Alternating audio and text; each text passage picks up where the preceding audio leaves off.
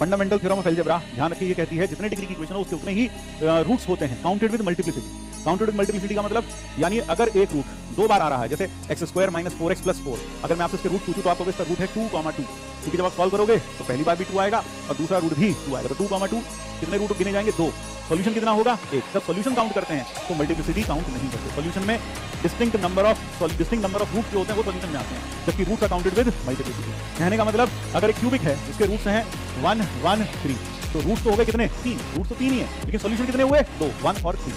Solution हम ये नहीं बोलेंगे 1, 1, 3 है, सॉल्यूशन बोलेंगे 1, 3। मल्टीप्लिसिटी उसमें काउंट नहीं करते। तो यह बात दिमाग में रखना, रूट्स में और सॉल्यूशन में क्या अंतर है? रूट्स का मतलब they are counted with multiplicity. यानी कि अगर मान लो कल को 5 डिग्री की इक्वेशन होती है, उसके रूट्स होते ये है 5 डिग्री की इक्वेशन होती है, उसके रूट्स आते 1, 1, 1, 3, 3, तो हम उस केस में कहते हैं this 5 degree equation has 5 roots which are these. लेकिन सॉल्यूशन कितने होते? 2 सॉल्यूशन होते। तो ये थोड़ा सा अहम सा डिफरेंस है जो आपको समझ में आना चाहिए, पता होना चाहिए रूट्स और सॉल्यूशन में क्या